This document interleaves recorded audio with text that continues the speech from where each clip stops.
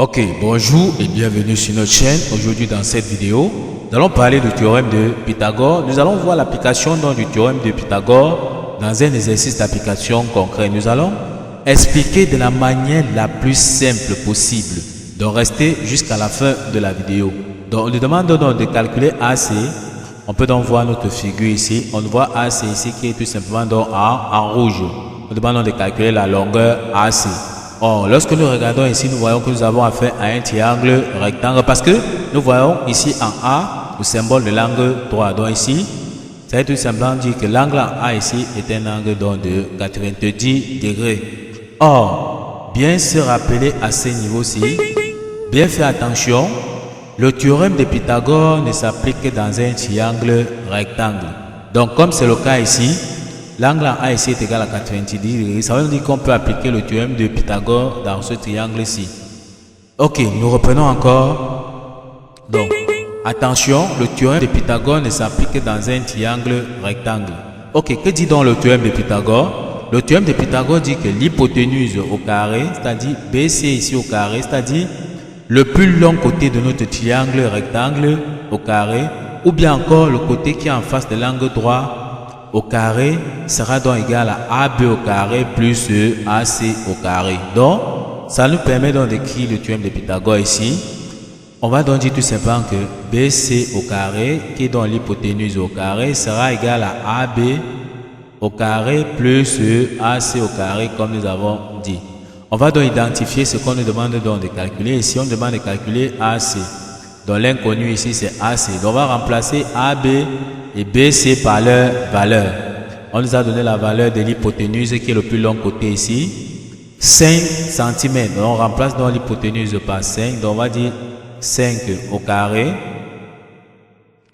sera donc égal à AB.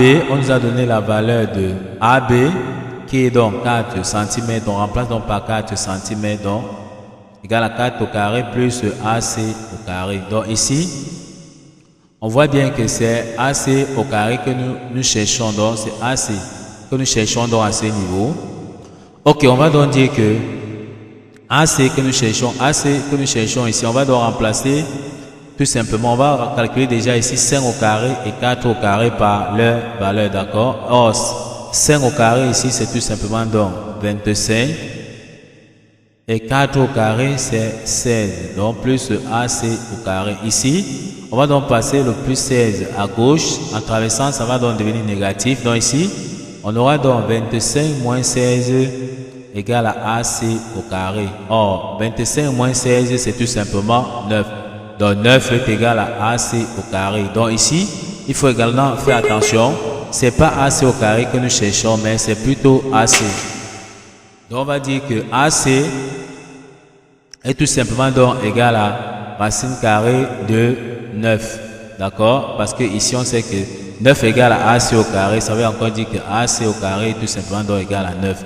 Donc AC égale à racine carrée de 9 qui est égal tout simplement donc à, on sait que 9 c'est 3 au carré, d'accord? Quand ça sort de la racine carrée, ça devient tout simplement donc 3. Donc ici on peut dire que AC est tout simplement donc égal à 3 cm. On peut donc encadrer tout simplement notre résultat. Donc ici, la valeur de AC qu'on nous a demandé donc de trouver, c'est tout simplement 3 cm. Ici, bien se rappeler que nous avons appliqué la propriété ici qui dit racine de A, le tout au carré est égal à la valeur absolue de A. C'est pour ça que ici, nous avons vu tout simplement racine carrée de 9 égale à 3 parce que nous avons vu que racine de 3 au carré, d'accord, d'après cette propriété-ci est tout simplement égal à 3. Racine carrée de A au carré est tout simplement égal à la valeur absolue de A. Nous sommes donc arrivés au terme de cette vidéo. Ne manquez pas de vous abonner à la chaîne, de liker la vidéo, de partager la vidéo aux proches et amis et d'activer la cloche de notification pour ne plus manquer nos prochaines vidéos. Sur ce, à bientôt.